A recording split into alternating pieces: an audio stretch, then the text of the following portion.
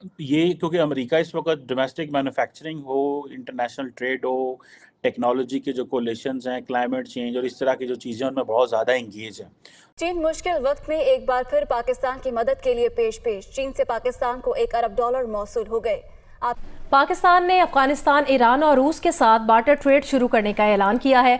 Barter trade शुरू होने से पाक अफगान तिजारत के सालाना हुजूम में 300% तक इजाफे का इम्कान है। मिनिस्टर, भारत के प्राइम मिनिस्टर जो कि उनका विजिट है अब अमेरिका का, उससे पहले दोनों कंट्रीज के बीच जो इंटरेक्शंस हो रहे हैं, जो विजिट्स हो रहे हैं, वो तो अपनी जगह पर, लेकिन ये जो सारे का सारा जो बाइडेन एडमिनिस्ट्रेशन और मोदी एडमिनिस्ट्रेशन का agenda that revolves around Jio economic, और ये जो समझे कि उनकी सारी की सारी प्रायोरिटीज जियो पॉलिटिकल प्रायोरिटीज है। हम किस चीज के लिए हैं? हम हैं तालिबान को बनाने और खत्म करने के लिए, और इंडिया है जियो पॉलिटिकल और जियो इकोनॉमिक एजेंडा को लेके जाने के लिए।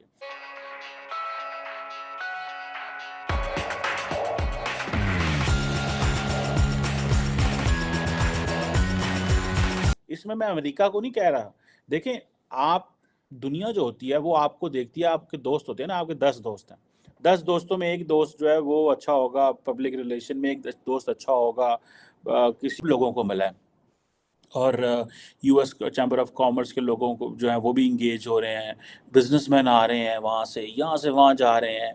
तो अब ये इमेजिन कर लें कि हम तो वो हमारे पास ऐसा कुछ नहीं है, और ये जो कुछ अमेरिका इंडिया को देगा, ठीक है, हमारे पास तो अब वो लिवरेज भी नहीं है, ठीक है जी। अभी वो मैं देख रहा था कि अमेरिका के जो एम्बेसडर हैं इंडिया के अंदर, उनका नाम आई थिंक एरिक ग्रेसिटी उनका नाम है आई थिंक शायद, वो कह रहे थे कि India love Americans and Americans love Indians, Indians love Americans and Americans love Indians. इस तरह की बातें हो रही हैं। बेसिकली ये लव लुव कोई नहीं होता, ये सारा सारा म्यूचुअल इंटरेस्ट है, ये सारा कोऑपरेशन है, ये सारी वो होप है जो नज़र आ रही है, ठीक है। तो पाक अमेरिका ताल्लुकात भी अच्छे हो सकते हैं, लेकिन हमारी वो कैपेसिटी नहीं है, हम वो करी जो जिस देखिए एक आपका दोस्त है वो जिसके पास जो फॉर एग्जांपल स्पेस में आईटी में किन किन चीज़ों में काम कर रहा है, आपके हाथ में जो है वो सादा छोटा फ़ोन हो, तो आपने क्या बात करना है, आपको क्या पता वो किस तरह चल रहा है, ठीक है जी। और ये कैसे चीज़ें होंगी, हम बस अपने लगे हुए हैं कि हम डोमेस्टिकली जो वो हम चीज़ों को किस तरह मैनेज करें, और बस कर्जे कहाँ से लेने और क्या करना है। So this is not how, जिसे वो कहते हैं ना, चीज़ें वैसे नहीं चल सकती। अब मोदी जी को इंडिया अमेरिका में वेलकम करने के लिए अमेरिकी एडमिनिस्ट्रेशन की दौड़ें लगी हुई हैं, ठीक है जी। और वो कह रहे हैं जनाब कि हमने क्वांटम कोऑर्डिनेशन मैकेनिज्म इस्टेब्लिश कर लिया है। यार हम तो उस, आप देखिए ना कि चाइना पाकिस्तान का दोस्त है, ठीक है जी, बड़ी बात होती है, चाइना पाकिस्तान का दोस्त है, बड़ी अच्छी ताल्लुकात हैं, सारा कुछ है, ये है वो है, लेकिन आप इमेजिन करें कभी इस तरह की बात भी हुई होगी, कभी इस तरह की बात भी होगी जी, हमारे क्वांटम कोऑर्डिनेशन मैकेनिज्म हमने, पाकिस्तान और चीन ने, हम तो रो रहे हैं कि वो जो चीनियों ने वो गवादर बनाया है उसमें 93% पैसे वो खुद ले जाते हैं, 7% वो फेडरल गवर्नमेंट को देते हैं, उधर जो है वो मौलवी गवादर में प्रोटेस्ट कर रहे हैं, हम तो इन चीज़ों की देख रहे हैं, ठीक है जी। और हमने तो नहीं कभी सुना कि there is a China Pakistan initiative and critical and emerging technologies. हम तो बस यही सुनते हैं कि यार बस ठीक है, चीनी यार है, हमारे दोस्त हैं, पैसे दे देंगे। सुनने में यही आ रहा है, आईएमएफ कह रहा है डिफ़ॉल्ट कर देंगे, वो कह रहे हैं नहीं। कोई आप दिखाएं ना कि अमेरिका का और पाकिस्तान का नेशनल सिक्योरिटी एडवाइज़र जो है एक मैं देख रहा था कॉन्फेडरेशन ऑफ इंडियन इंडस्ट्री ना, एक राउंड टेबल हुआ advancing India US initiative on critical and emerging technologies.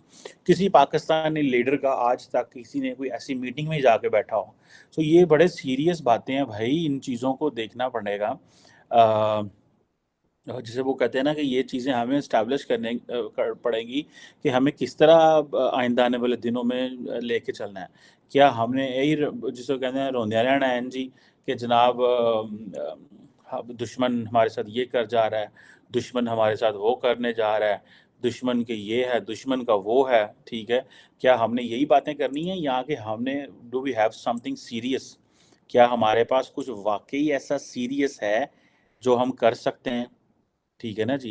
अब इंडिया को तो जिसे वो कहते हैं ना वो इंफ्रास्ट्रक्चर दे रहे हैं, वो सुनने में आ रहा है कि उनकी जो लॉजिस्टिक इंडस्ट्री है वो तकरीबन $250 बिलियन की बिजनेस है, वो 3.45 ट्रिलियन डॉलर तक जाएगी 2047 तक, इंडिया की लॉजिस्टिक इंडस्ट्री, बिकॉज जितने बड़े पैमाने पे के साथ साथ बहुत बड़ी बड़ी डील सामने आ रही हैं, जिसमें ड्रोन्स डील कही जा रही है। फिर इसके अलावा इसमें ये भी खबरें आ रही हैं कि जो माइक्रोन जो है वो स्पेंड कर रहा है कोई $1 बिलियन की एक चिप प्लांट के हवाले से, वो एक डील नजर आ रही है। फिर इसके अलावा असलहे की और बड़ी डील्स नजर आ रही हैं।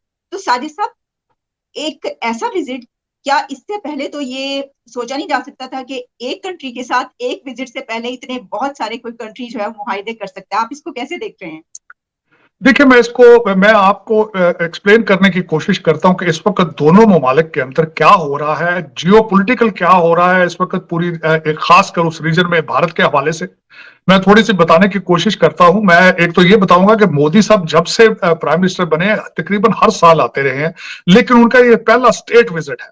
और उनके इस विजिट से पहले जो, जिस तरह आपने खुद फरमाया है, लॉयड ऑस्टिन गए हैं, जो हमारे डिफेंस सेक्रेटरी हैं, वो गए भारत के दौरे पे, जैक सॉलिवन वो गए।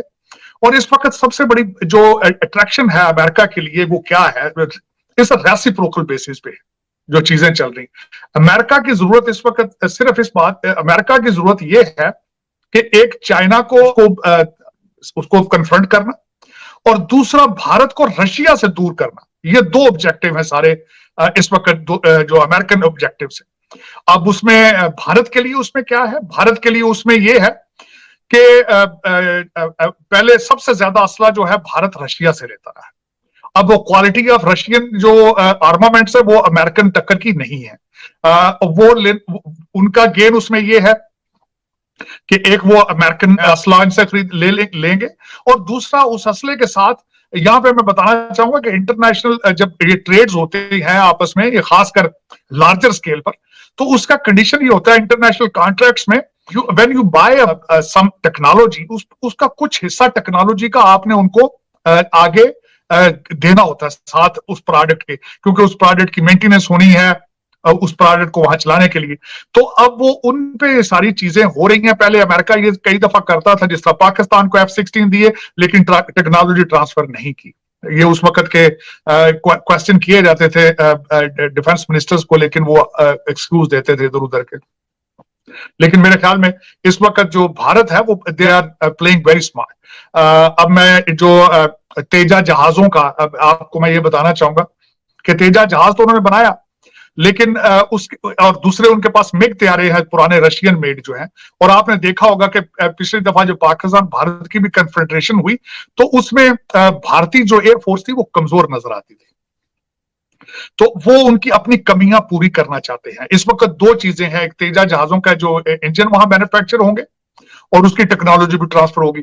दूसरी इस वक्त जो है वो चल रही है, जो सबसे ज्यादा डील होगी $3 बिलियन के ड्रोन्स, जो 30 ड्रोन्स हैं जो पहले भारत जो है लीज लेकर चलाता था, लेकिन अब वो खरीदेंगे उनको।